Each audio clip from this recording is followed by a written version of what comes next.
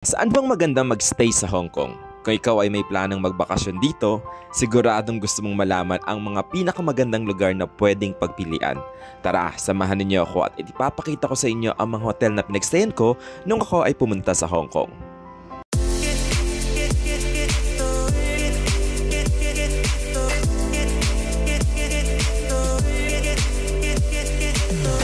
Una sa ating listahan ay ang The Fullerton Ocean Park Hotel.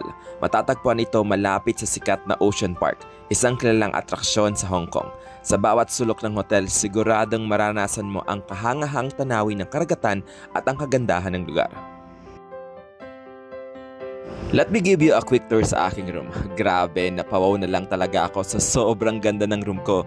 Meron ditong super laking bed, a flat screen TV, table and chairs, coffee making facility, hot and cold shower, at kung ano-ano pa. Sobrang nakakayak talaga ang view dito. Mapapasana all ka na lang talaga.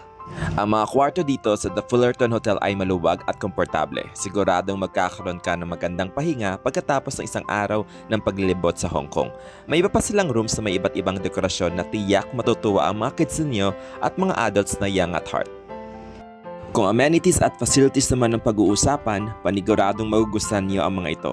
Meron ditong infinity pool na may view ng dagat at kabundukan, a kids playground, restaurants at marami pang iba. Para makakuha ng room discount, use the Klook app and redeem the promo code Pinoy Travel. Pumunta naman tayo sa Mong Kok area, lugar sa Hong Kong na sikat sa shopping centers, night market at masarap na street food. Nagstay ako sa Hotel Isa Mong Kok. Ito ay isang magandang pagpipilian para sa mga nagbabakasyon na naghahanap ng abot kaya pero komportabling matutuluyan. Ang Hotel Isa Mong Kok ay kilala sa kanilang magiliw na serbisyo at mabilis na check-in and check-out process. Sa loob ng room, meron ditong malambot at malinis na kama, a flat screen TV, fresh towels, toiletries, hot and cold shower. Sa halagang abot kaya, makakatulog ka na ng mahimbing sa kanilang mga malinis at maayos na kwarto. Perfect ito sa mga solo traveler o kaya naman sa mag-partner or friends na gustong mag-banding sa Hong Kong.